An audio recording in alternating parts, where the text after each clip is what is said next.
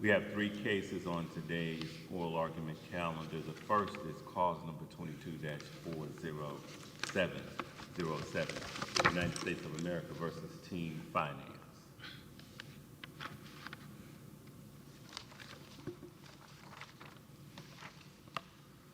Ms. Noble? That's right. You may proceed. May it please the court, Ellen Noble for appellant. This case is about whether the public has any way to vindicate their common law and First Amendment right of access to court records, which in this case detail a private equity company's fraudulent billing practices in emergency rooms across the country. The Supreme Court has said that members of the public must have an opportunity to be heard on their denial of access to court proceedings. But if the district court's reasoning is adopted, it will eliminate any means for members of the public or press to assert their right of access.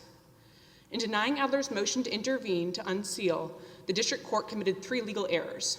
First, it improperly required Adler to establish Article III standing and incorrectly held that he didn't allege Article III standing. Second, it found that seeking to vindicate a common law and First Amendment right to access is not a claim for the purposes of 24B, splitting with every other court to decide the issue.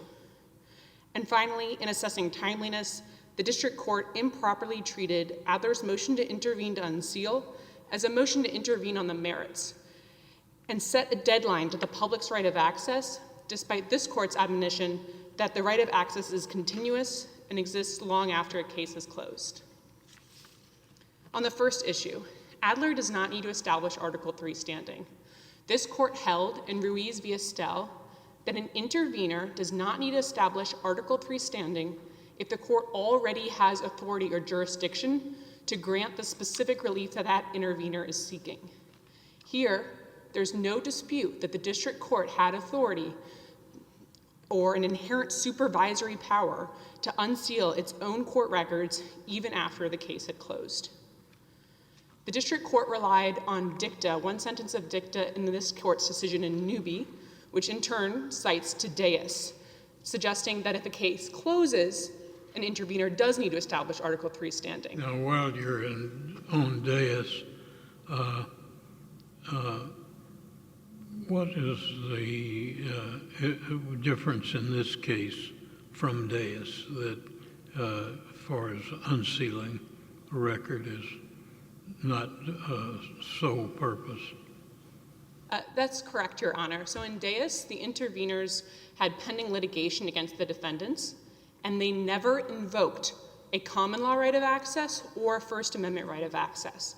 They wanted the documents for their own purposes in their own litigation, and the court held that because they didn't invoke a right of access and because they could access the very documents they wanted through discovery in their own litigation, that they would reject the motion to intervene in Deus.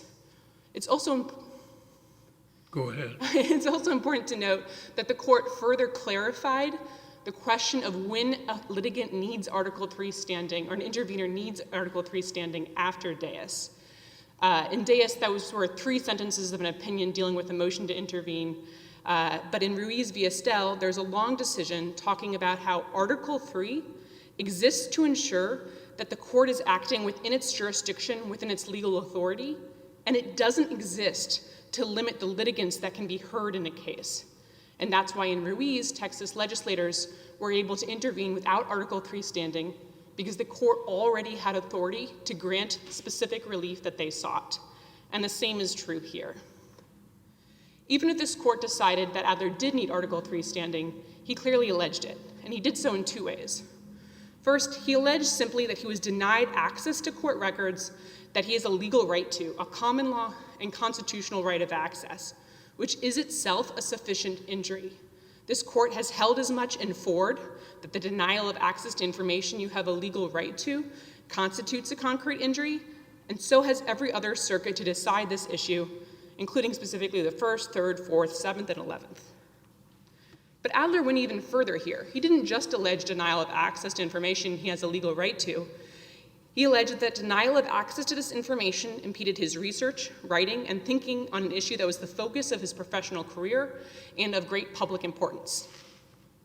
This court's standing analysis doesn't need to be any different than it was in Davis, where this court held that intervening news agencies had standing to challenge confidentiality orders that impeded their ability to gather news and discover information about a desegregation plan.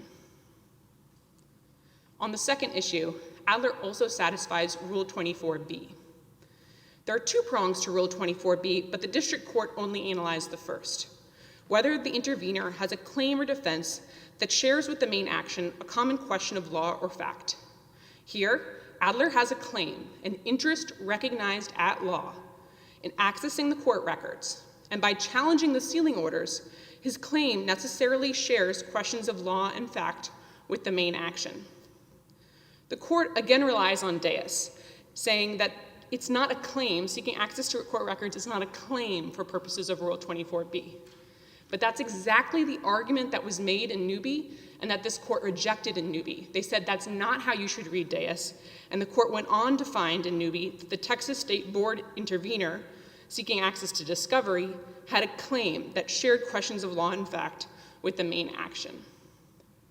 This court also has held repeatedly in Rebeef that Rule 24B is the procedurally correct course of action for non-parties seeking access to sealed documents, and thus seeking access to sealed documents in light of your common law right must constitute a claim for purposes of 24B.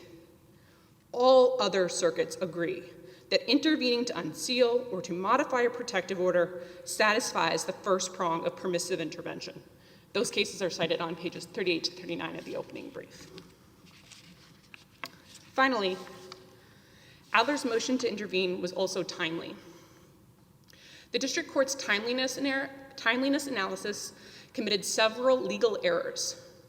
The first error was applying the Stallworth factors without taking into account that Adler was seeking relief collateral to the merits. The traditional timeliness requirement exists doesn't make sense in the context of motions to intervene to unseal because such motions don't disrupt the adjudication of the original party's rights. And unlike claims on the merits, the public's right of access is continuous and can be invoked long after a case is closed. There are countless cases cited on pages 43 to 45 of the opening brief in which courts have granted intervention to unseal years after a case is closed, including an 11th Circuit case, Brown, where the court held that the district court abused its discretion when it denied intervention to unseal that was a motion to intervene to unseal that was filed 6 months after the case closed. Team Health still can't cite a single case where a court has denied a motion to intervene solely on timeliness grounds. The supplemental authority that was submitted last week further made clear that in that case, they had granted media organizations the right to intervene to unseal a year after the case had closed. The one other intervener came in when they were already in the process of unsealing documents, and they said, your interests have already been represented. That is not like here, where the court said, because the case is closed, your right of access has disappeared. Finally, the district court erred in applying the traditional, in calculating the delay under Stallworth. So even applying Stallworth, they measured Adler's delay from when the protective order was entered or when the provisional sealing orders were entered. But this court, relying on the Supreme Court's decision in United Airlines, has held that the delay should be measured from the time that the intervener knew his interests would not adequately be protected. And it was not clear that this court would not fulfill its independent obligation to unseal court records until the case settled and 6 months later nothing had happened. It's actually quite common for courts to return to the docket after a case closes and say, hey, should these records still be sealed? So again, even under the Stallworth factors, under a traditional timeliness requirement that shouldn't apply here, Adler's intervention was still timely. And finally, the district court erred in assessing prejudice to Team Health by finding that it would force Team Health to relitigate questions that it reasonably thought were resolved. Team Health did not think that these issues of sealing were resolved. They argued below that a higher standard for sealing would apply later or right before trial. They said at the hearing that they cite, quote, That's just not the point we're yet at yet in this case. That determination will happen either much closer to or at trial. Quote, that's a dispute for another day. Quote, they are jumping ahead. So at no point did Team Health think that they had already resolved questions of sealing. They were pushing that issue down the road. And the district court agreed with them and said, I'm not prejudging whether these documents should be sealed at trial, but I don't want this case tried in the media, so we're gonna leave the confidentiality orders in place pending trial. So there are two errors here that the court made. The first was a clearly erroneous assessment of the facts and concluding that Team Health reasonably thought this issue of sealing was resolved. But the second is a legal error. The court's determination that the issue was already litigated is based on an erroneous view that the heightened sealing standard only applies if you go to trial. That's wrong. It applies to court records.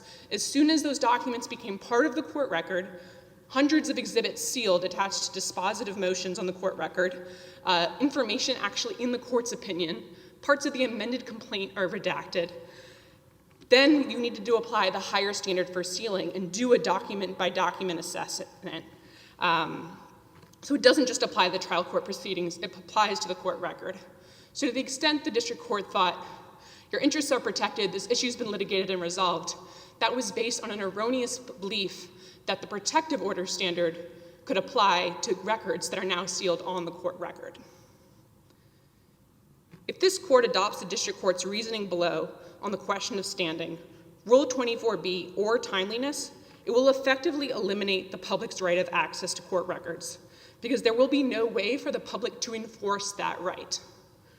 Accordingly, this court should reverse the district court and grant Adler's motion to intervene. There are no further questions. I'll reserve the rest of my time for rebuttal. Thank you, Counsel. Thanks.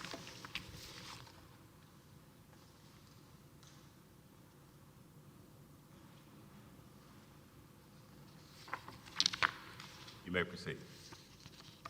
Good morning, Your Honors, and may it please the court. I'm Linda Coberly, representing Team Health and Team Finance and the defendants in this action. We're here on appeal from the most discretionary kind of ruling. It's the denial of a motion for permissive intervention after a case was dismissed with prejudice. Even if the district court could have allowed intervention here, it certainly wasn't required to. Now, I'd like to focus first on the timing issue, which I think is the most clear-cut and straightforward path to affirmance here. The court can affirm solely based on the district court's finding of untimeliness. It doesn't have to go farther than that. Rule 24B starts with the words untimely motion. This is a threshold requirement for permissive intervention, and it is inherently fact-specific. The district court here walked carefully through the Stallworth factors, which are the factors that this court has held govern timeliness in the context of permissive intervention, and it applied them to the facts. It can't be an abuse of discretion when the court acknowledged the correct factors and applied them. Now, the district court understood Mr. Adler's argument below to be that the Stallworth factors don't apply here at all because this is a case that involves intervention for the purpose of unsealing, and the district court properly rejected that argument. Mr. Adler cites no cases, none, from the Fifth Circuit saying that the Stallworth factors don't apply when an intervener wants to unseal. And we've shown in our briefs that the cases that Mr. Adler cites from other circuits also do not hold that courts must ignore untimeliness in interventions for the purposes of. On the matter of timeliness,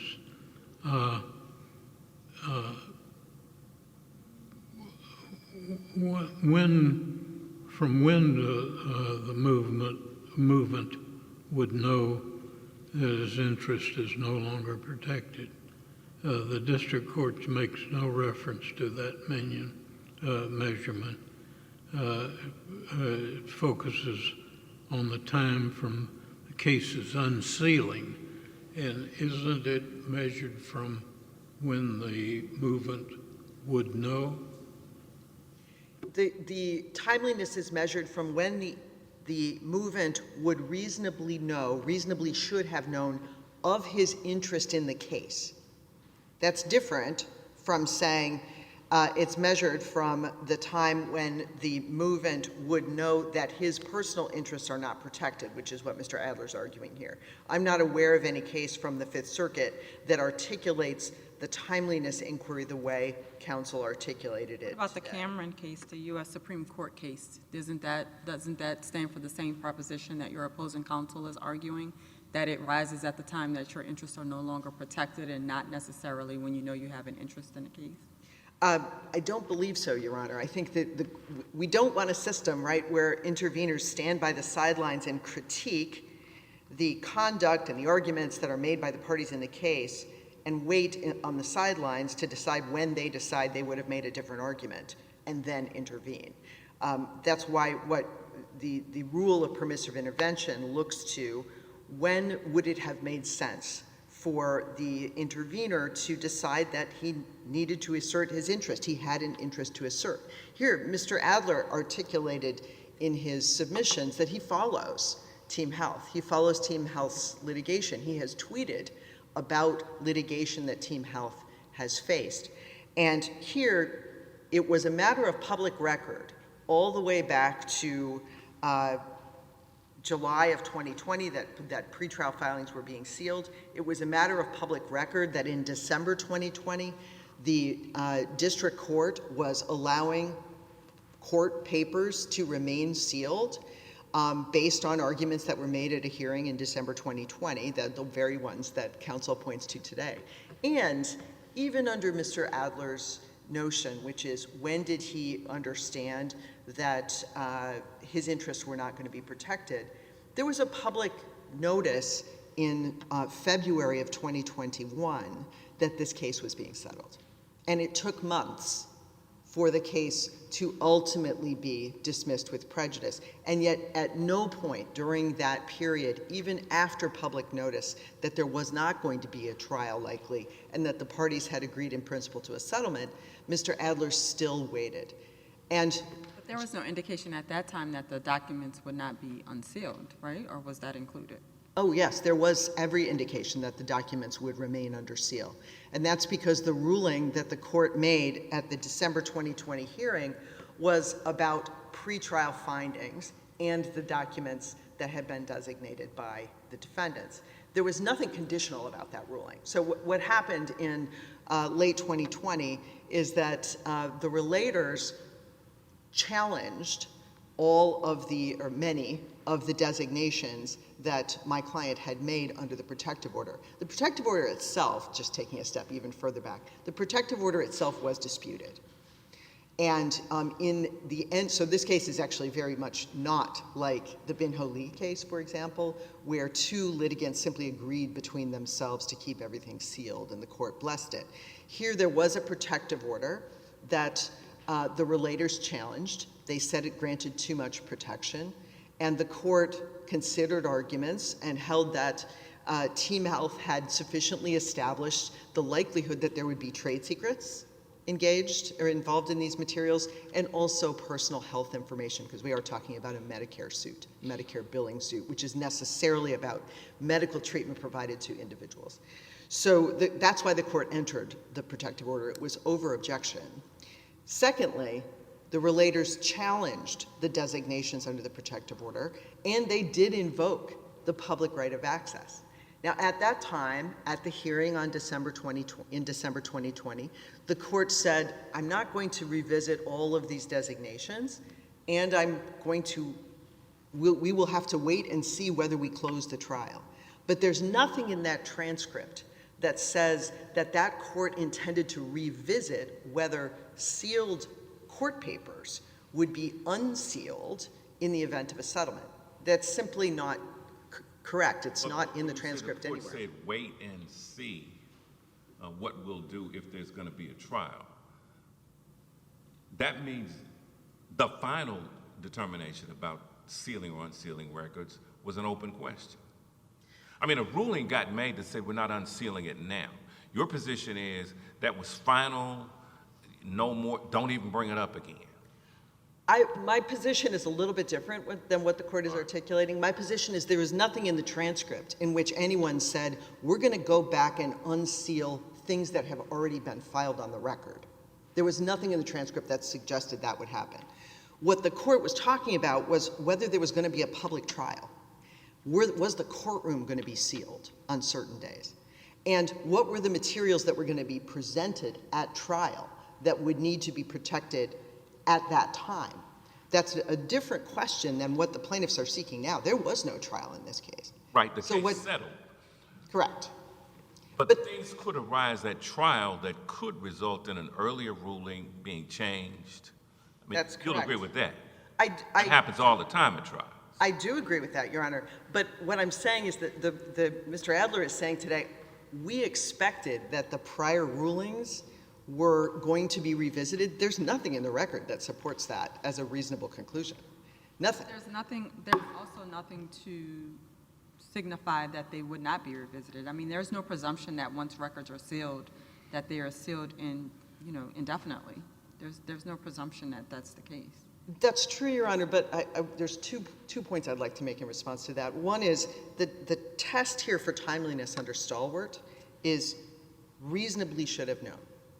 And secondly, this is a highly fact-specific issue, and it's precisely the kind of issue on which this court defers to the district court, who is actually there in the moment.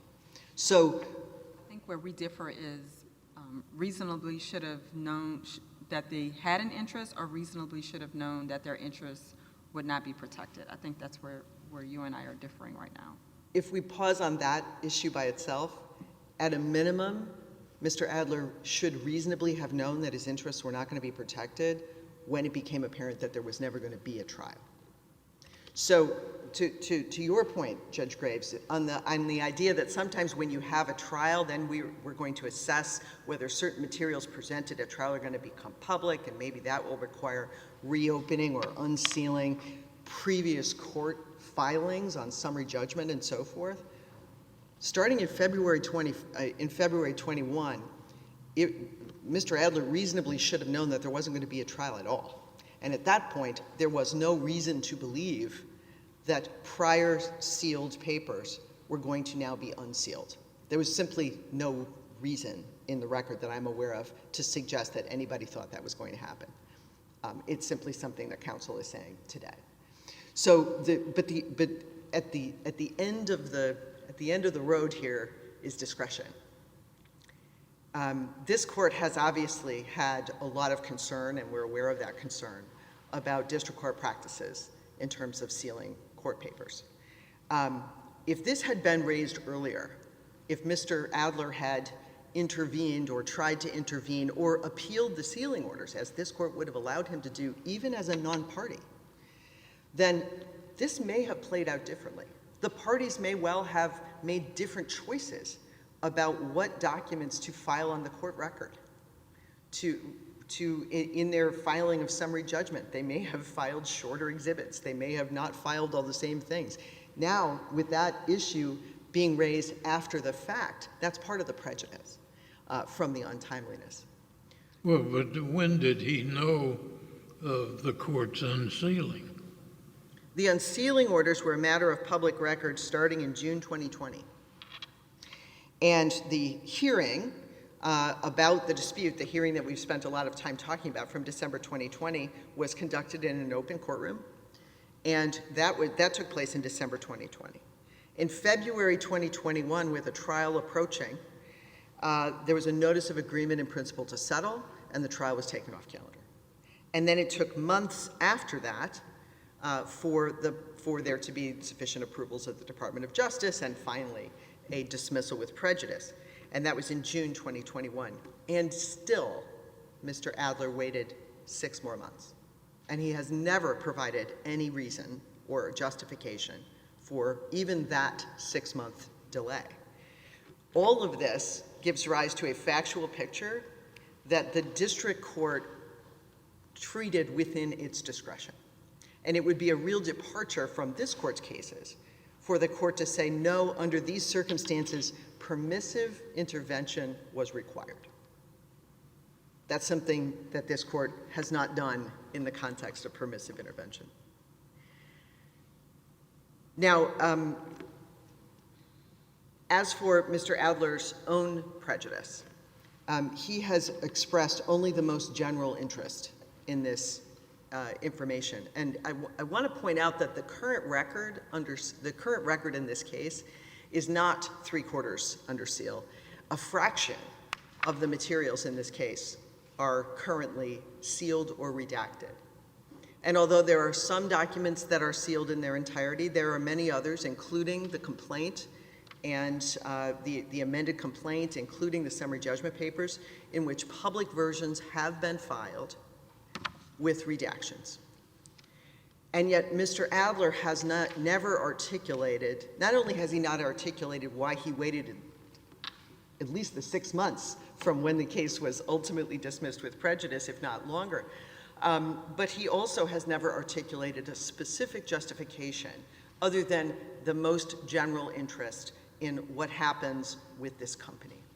The purpose of the public right of access is for members of the public to understand what's happening in the courts. Nothing Mr. Adler has said articulates an interest that the district court was required to weigh heavily in favor of permissive intervention. Again, the most deferential kind of review that this court exhibits. So what could he have done? Because I heard counsel say a couple of times this morning that if the court affirms this ruling, the right of the public to vindicate its right of access will be eliminated. And that's simply not true. This court dealt with this issue at length years ago in United States versus Chagra, which the appellant's brief cites. In the United States versus Chagra, this court talked about what is the way that members of the public and newspaper organizations can use to vindicate their interests in the face of sealing orders or confidentiality orders. And what it said was, this court allows non-parties in that situation to appeal a sealing order under the collateral order doctrine. That's what the court explained in Chagra. That's what the court did in the Davis case in 1996. There was also a discussion in Chagra about the possibility of seeking mandamus. And in fact, Judge Rubin in that case articulated a preference that if the Fifth Circuit were to start over in thinking about how members of the public are to get into the Fifth Circuit to address a sealing order, he would say they should do it through mandamus. And at a minimum, what Mr. Adler should have done here is to intervene earlier. Intervene either when the issue is actually being litigated in a fashion that he now says was inadequate, and that is his argument today. His argument today is that the way the relators litigated this issue in December 2020 and the way the court decided the issue in December 2020 was inadequate to protect his interests. All of that happened in the public record. And yet he waited almost 2 years from that time to intervene. So at a minimum, what he should have done is intervene earlier. But what this court's cases do not allow him to do is to watch from the sidelines and then try to reopen the issue and the case via permissive intervention 6 months after the case was closed. Parties are entitled to know when their litigation is done. And parties, and my client believed this litigation was over in the middle of 2021. And it believed that the issues of whether existing court papers had been sealed and would remain sealed was resolved even before that. Now again, I understand this court's concern about sealing practices. The court expressed those concerns at length in Bin Holi in kind of an extraordinary opinion that's very clear, and it's dicta, but it's very clear and very obviously expresses a concern by members of this court about the practice of over-sealing documents in the district courts. That decision, that Bin Holi decision, was issued after the sealing orders that are at issue in this case. But this is not the right case to grant relief on that issue. The merits of the sealing orders are not before this court. This court has never suggested that district courts must reopen closed cases to re-examine previous sealing orders. In fact, even in Bin Ho Lee, the court expressed concern about sealing practices, but did not instruct the district court to go back and fix it in that case. It was a prospective concern. And this court certainly hasn't said that district courts must grant requests for permissive intervention in order to unseal. In fact, in Deus, which I haven't discussed at all, but obviously pervades our briefs, in Deus, the court said the opposite. It said that an intervention in a closed case, simply for the purposes of unsealing, is actually improper. The district court here was well within its discretion to rely on Deus, to examine the facts under Stallworth, and to deny this permissive intervention. And it exercised its broad discretion in doing so.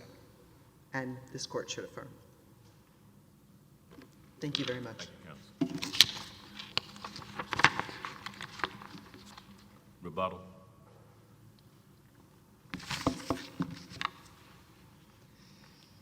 Your Honors, Team Health talks about how this is a discretionary decision, but there is no dispute that if there are legal errors made in the district court's discretionary determination, that is grounds for reversal.